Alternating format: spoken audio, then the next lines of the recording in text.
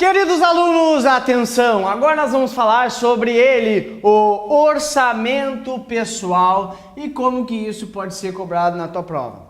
Na prática, olha só, orçamento pessoal é a forma como tu vai organizar o teu orçamento, né? Orçamento vai lá, uma empresa tem o seu orçamento, ou seja, quanto que ela pretende arrecadar no ano e quanto que ela vai gastar no ano. O município, o estado, a União também tem os seus orçamentos, ou seja, quanto que eu pretendo arrecadar e quanto que eu vou efetivamente gastar nesse ano.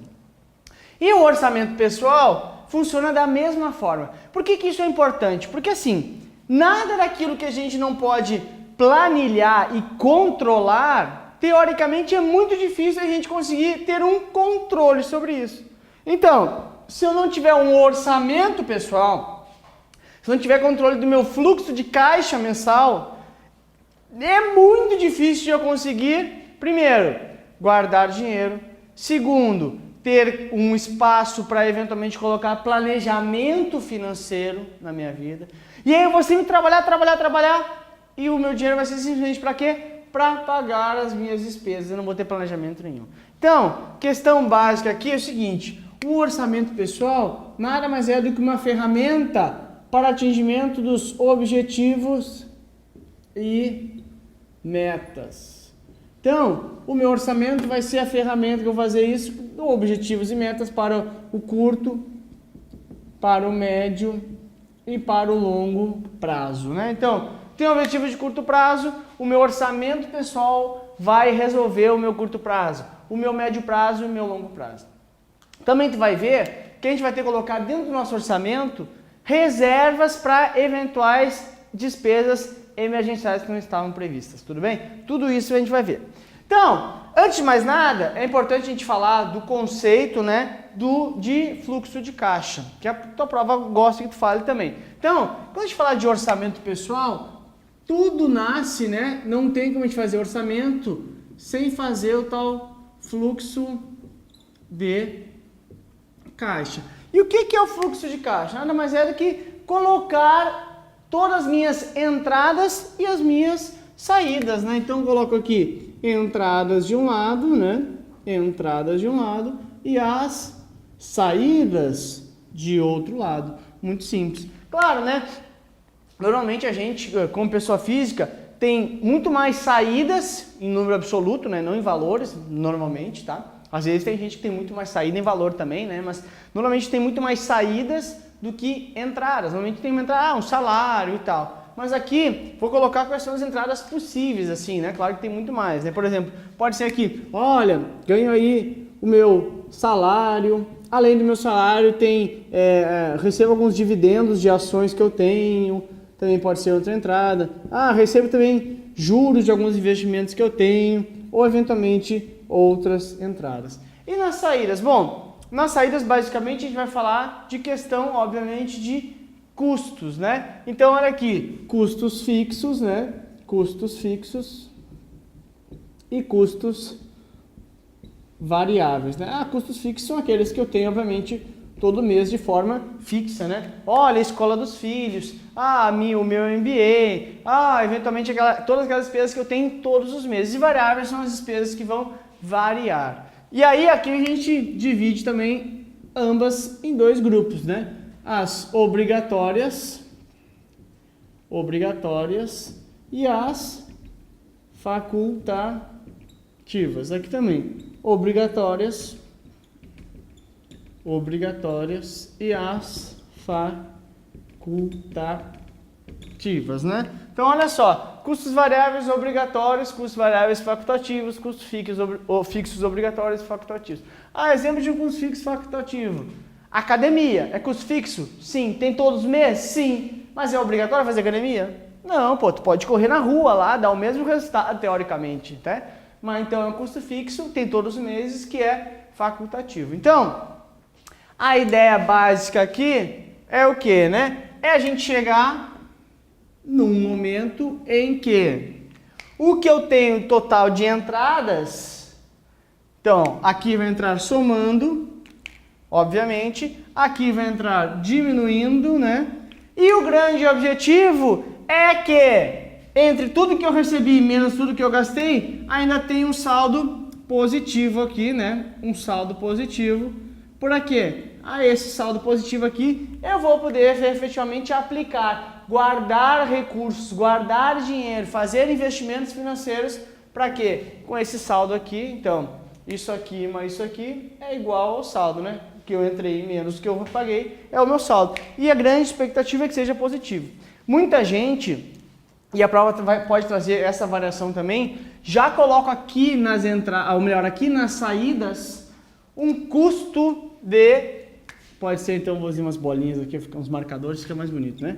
Aqui, aqui, aqui. Pode ser que a prova fale aqui também, ó, um custo já de investimento, né? Ou seja, ela já coloca aqui um valor mensal que tu vai colocar em alguma aplicação. Olha que bacana, isso aqui já é legal. Então, se conseguir já colocar isso aqui dentro do teu orçamento pessoal, ou seja, já nos teus custos colocar uma saída para colocar no investimento, ou seja, junto com tua escola, junto com teu gasto com restaurantes, colocar junto um gasto em investimento em título público federal. Todo mês tu tem que botar R$500 em título público, todo mês tu tem que botar R$500 de previdência, seja no produto que for. Já está no teu custo isso, então já entra aqui diminuindo e mesmo assim sobrar um saldo, porra, melhor ainda, melhor dos mundos, né? Depois me manda, se tu conseguir fazer isso aqui, me manda teu telefone, depois eu quero tua ajuda, hein? Então, essa é a ideia, tá? Aqui, ó, fluxo de caixa é a base para o orçamento pessoal. Aí, olha só, quando eu consigo isso aqui, ou seja, aqui, né, quando eu consigo já como custo considerado meu fluxo de caixa, ou quando eu consigo aqui economizar lá no saldo que faltou, eu tenho o que se chama de poder de poupança. O que é poder de poupança? Poder de poupança é o percentual que eu consigo poupar.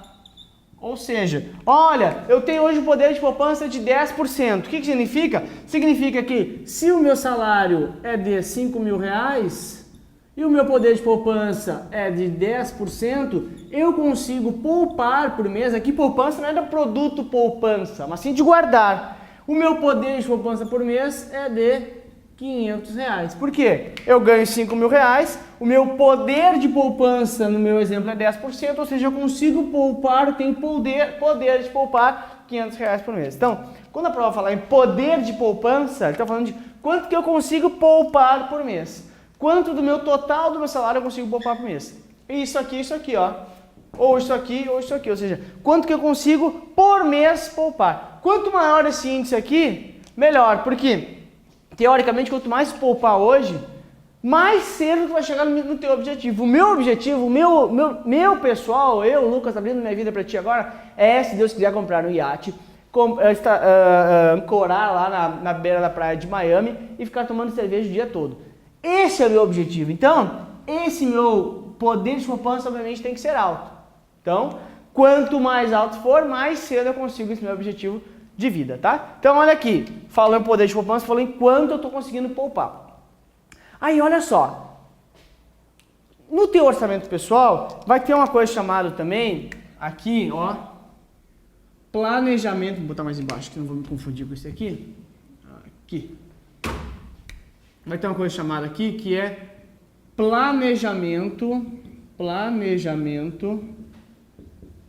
de liquidez. O que é isso? Isso aqui é um planejamento de, se eu vou, porque assim, imagina, tô colocando aqui, poupando todo mês, legal. Isso que eu tô poupando, eu coloco no quê? Num título daqui a 40 anos? Num título daqui a 20 anos? Para isso, eu preciso ter aqui um planejamento de liquidez. Imagina o seguinte, olha, eu consigo aqui poupar todos os meses, legal, bacana, tem uma baita uma grana poupada, guardada, só que é tudo para título daqui a 40 anos. Surge uma necessidade de caixa, uma emergência amanhã. Tu tem muito dinheiro? Tenho muito dinheiro guardado, mas tá tudo um título que vence daqui a 40 anos. O que eu posso fazer? Tô fudido. Então, vou ter que ir no banco pagar juros de empréstimo, não imagina. Sendo que eu tenho um monte de dinheiro guardado. Então eu tenho que fazer o quê? Um planejamento de liquidez para ver se, eventualmente, eu posso me precaver das emergências. Para planejamento de liquidez, a gente vai ter 3 grupos que vão fazer parte do nosso planejamento de liquidez. O primeiro deles é o grupo de despesas correntes, né? Despesas correntes. O segundo deles é o grupo de reserva para eventos aqui. E o terceiro deles é o grupo de grandes eventos planejados. Aqui, pá. Então, olha só, quando a gente for falar de planejamento de liquidez, eu vou ter 3 grupos. As despesas correntes me exigem liquidez, ou não é? O que é despesa corrente? Despesa corrente, despesa que corre. É mais ou menos isso. É a despesa que corre todo mês, a despesa que tem todos os meses. Ou seja, são as despesas aqui do dia a dia. Então, adianta eu recebo 5 mil. Eu consigo poupar todo o meu salário. Oh, que bom, hein, Lucas? Então, tu pega todo o teu salário e joga lá nos investimentos de 40 anos. Isso mesmo, faço isso todo mês. Mas, Lucas, não tem despesas correntes, não tem despesas do dia a dia? Ah, tem, o que tu faz com isso? Ah, daí eu pego cheque especial. Não, pelo amor de Deus! Por quê? Eu preciso ter um planejamento de liquidez, planejamento de dinheiro disponível para as despesas do dia a dia. Eu tenho despesas do dia a dia. Então, desses 5 mil, eu não posso poupar tudo. Um pouco eu tenho que deixar separado para as despesas do dia a dia. Quanto que eu preciso de despesas do dia a dia? Ah, R$1.000. Então tá, R$1.000 eu vou deixar separado para pagar as despesas correntes, as despesas normais, as despesas corriqueiras, as despesas do dia a dia. Essa é a ideia. Reservas para eventos, o que é? Bom, isso aqui são aquelas emergências. É algo que eu não espero, não estou planejando. Por exemplo, uma emergência médica aqui, né? Emergência médica. Ou, por exemplo, destelhou lá a minha casa e eu não tenho seguro. Ou destelhou a minha casa e não está coberto pelo seguro. Então a gente vai chamar de... Só exemplo aqui, tá? Despesa não coberta pelo seguro. Então, são casos realmente fora daquilo que eu estava esperando. Por isso que eles falam, ó, reserva para eventos. São eventos que eu não estava prevendo, não imaginava. Ninguém imagina, afinal, vai ter uma emergência médica. Olha, estou sentindo uma pontada aqui, daqui a 4 meses eu vou ter um infarto. Pô, ninguém sente isso. Então, tudo aquilo que é inesperado aqui vai entrar nesse grupo. E aí a gente sempre fala o seguinte, ó, para tu estar coberto para esses eventos aqui, tu tem que ter uma reserva de 3 a 12 meses das despesas correntes. Ou seja, pega teu total de despesas correntes, junta 3 a 12 meses das despesas correntes e deixa reservado para essas reservas para eventos. Assim teu orçamento pessoal está redondaço, tá? Então, claro, vai depender de caso a caso. Quanto é que tu gasta total de despesas correntes? Ah, R$1.000 por mês. Então, tu vai ter de 3 a 12 mil, que é 3 a 12 vezes a tua despesa corrente, reservado para esses eventos inesperados. Essa é a ideia. E esses grandes eventos planejados, Lucas, o que são? Olha o nome. Grandes eventos planejados. É algo que eu planejei. O que é um grande evento planejado? Olha, pode ser aqui, né? Vários. Por exemplo, olha, troca de carro, aquela viagem com os seus filhos lá para Disney, para ele conhecer o Mickey, o Pateta, né? Ou se não, troca de uma casa nova, reforma da casa, enfim, tudo planejado. Ninguém escolhe assim, olha, vou trocar de carro hoje. Não é assim. Tu planeja trocar de carro. Ninguém escolhe, vou para Disney com os meus filhos hoje gastar R$50 mil. Não é assim, tu vai planejar essa viagem. Então são grandes eventos planejados. Para tudo isso, como tu vai planejar com essa reserva que está feita, com a questão de liquidez, questão de necessidade de caixa. Então, falando em planejamento de liquidez, esses 3 grupos que é a prova que tu saiba sobre orçamento pessoal. Tudo bem? Então agora já sabe fazer teu orçamento, não é? Então vamos fazer um resumo para tu não esquecer. Ó, orçamento pessoal, o que é? É aquele guia que tu vai montar com objetivos e metas para curto, médio e longo prazo. O que eu quero no curto prazo, eu quero no médio e no longo prazo. Meu orçamento vai conseguir, é a ferramenta que vai me dizer o norte que eu tenho que fazer para conseguir isso. Aí, olha só, peça-chave dessa história aqui, fluxo de caixa. O que é o fluxo de caixa? Ó, entradas e saídas. Entradas, tudo que entra de recurso no meu caixa, menos saídas, que pode, inclusive, já está o valor que vai colocar nos investimentos. Entradas somam, saídas ficam negativos, tu tem o saldo, obviamente. O teu poder de poupança, ou é esse saldo aqui que vai poupar mensalmente, ou é esse valor que está já como despesa, né, que é um investimento, e aí o teu poder de poupança vai ser esse percentual que consegue poupar por mês. E aí tu tem que fazer, obviamente, um planejamento de liquidez, porque tu não pode botar todo o teu dinheiro lá e esquecer que tem despesas. E aí tu tem que ter planejamento de liquidez, de conseguir transformar o teu investimento em dinheiro para as despesas correntes, as despesas do dia a dia, as despesas normais, rotineiras. Também para reserva para eventos, aqueles não planejados, né? Emergência médica, despesas que o seguro não cobre, eventualmente algo fora do teu planejamento.